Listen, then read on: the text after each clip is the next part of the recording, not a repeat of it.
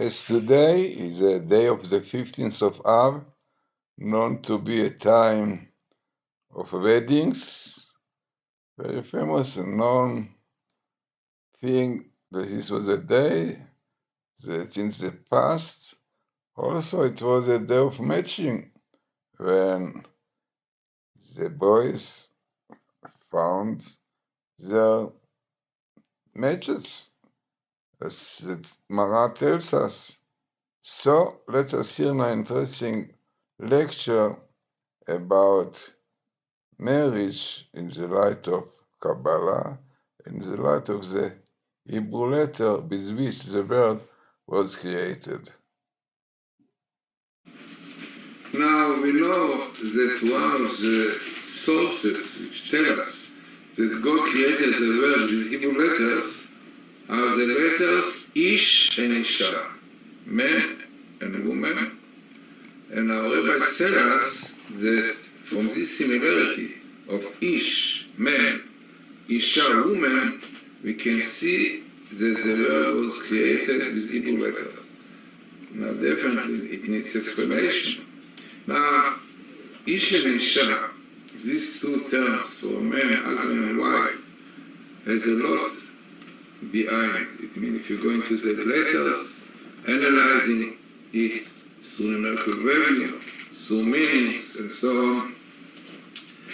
And this is what I want now to tell you, how important it is to know these things, because this explains how husband and wife should live properly. What is the task of the man? What is the task of the woman? What is the attribute of man? What is the attribute of woman? If one understands each other, definitely it makes a difference in their life. So my book, Revelation about Marriage, deals with this. And this book, I have to say, that had a great impact on Barbara Streisand. She saw my book, she was very impressed, and she sent a co-actor in Yentl to Or Samach, to my yeshiva, which I was teaching. She sent a co-actor who was named Patenkin. So the beauty of the Hebrew letters really comes out through Ish and Isha. So let us discuss now what Ish and Isha means, what we can see through the letters. Now, the letters Ish, Aleph, Yud, Shin, one can see immediately the connection to fire. Aleph, Yud, Shin is Esh. Now, the letter Yud represents mystically wisdom. Yud Kevavke, you know, the first letter of God. Yud represents wisdom, A represents understanding, Vav represents midot, attributes, Hey, the material kingdom. Now, this is really what a man is. A man contains these four elements. The Ish, the man, has mainly the character or the attribute of wisdom, this is why he has a letter Yud in it, while Isha has the element Hey of God in her, which is really intuition and understanding. And we know quite well, our rabbis tell us that a man should listen to his wife in matters which have to do with this world, because she has a deep insight, she can see things more, because she got this intuition. A man has wisdom, he collects knowledge, he learns, he knows, but the woman develops it. You see this development of what a man gives to the woman is the shape of the letter A. The letter A is built up of the letter Dalet and Apsad Yud. Yeah, in books, Sefer Torah, the scroll you have the Dalet and Apsad Yud. Now what we see here, that the woman gets the Yud from the Ish has the Yud, he gives to the woman, the woman builds up the house around this Yud. Yeah, this is the shape of the hay, the shape of the house, because this is a woman. Our rabbis tell us that they used to call their wives, not their names, but Beiti, my house. Yeah, because the woman builds up the house when she gets the Yud from the husband. Now, when she gets this Yud, when she gets married. Now you can see beautifully how it is coming out in the Hebrew letters. You know that in Hebrew, a daughter, a girl is called Bat. Beta, Bat Israel, a girl. Now, when she gets married, she gets the letter Yud. And from Bat comes Bait. Bait is Bat, Yud inside. And this Yud, she gets from the Ish. So, you see here already in Ish ve'Isha, you see in Ish ve'Isha, the building up together, divinity, God, Yud and K. Yud, according to our rabbi, is a letter with which the word to come was created, Olam Haba, and this is the purpose of the man who learns Torah, building up the spiritual world, while the letter Hey was a letter with which God created the physical world. And this is really the duty of the woman to build up the physical world. Together, husband and wife, Yud K. Now, rabbis tell us something very, very interesting. That by the Ish, the Yud separates the Aleph and Shin. It means the element of fire in man is not so strong as by woman. How you can see it?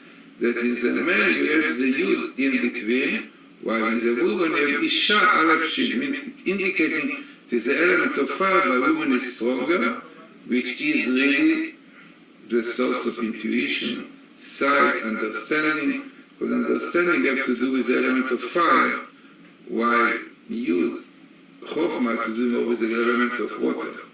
So the build-up of Ish and Isha clearly is different.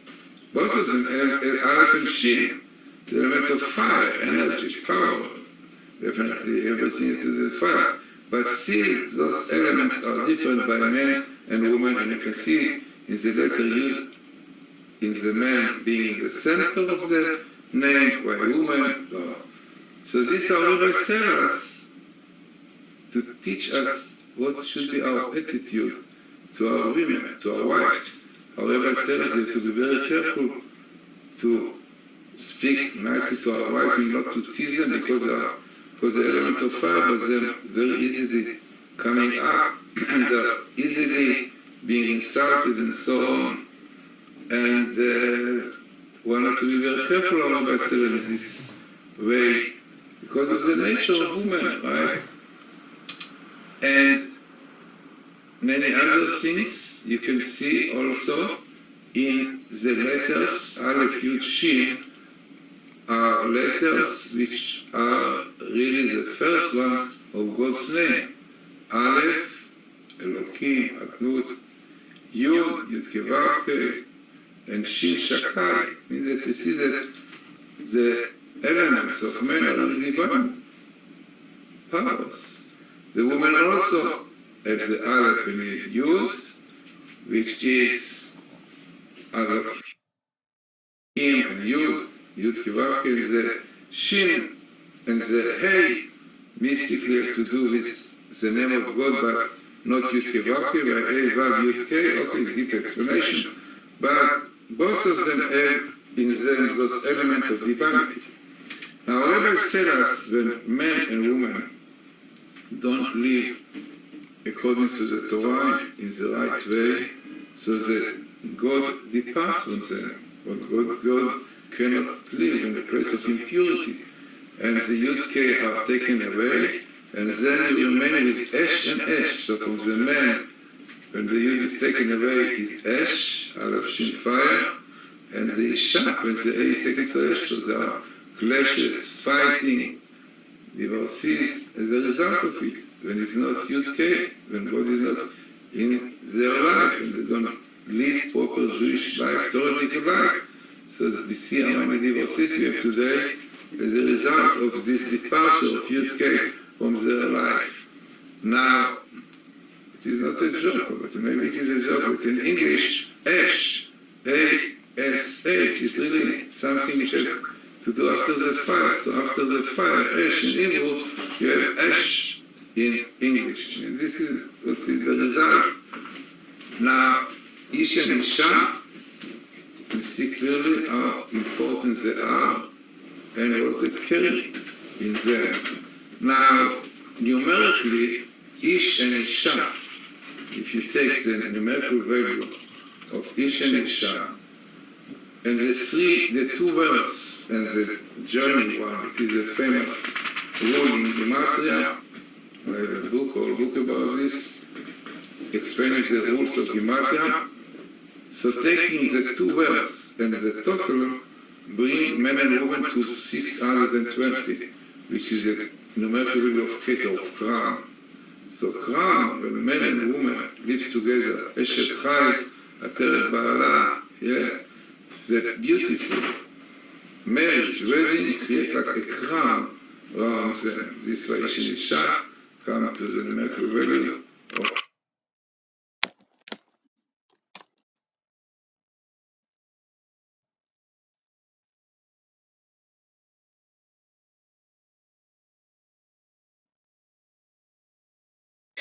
תדעו שכולם בספר הזה, זה המתנה הכי טובה שקיבלתי בעולם.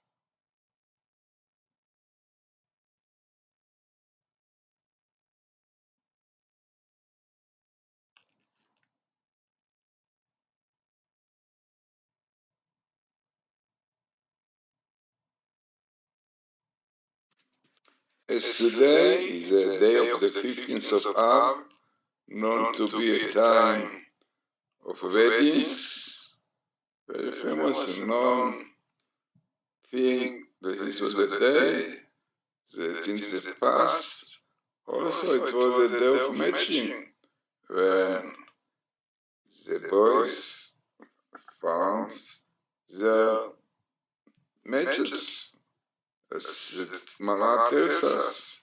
So let us hear an interesting lecture about marriage in the light of Kabbalah, in the light of the Hebrew letter with which the world was created. Now we know that one of the sources which tell us that God created the world with Hebrew letters are the letters Ish and Isha, men and women.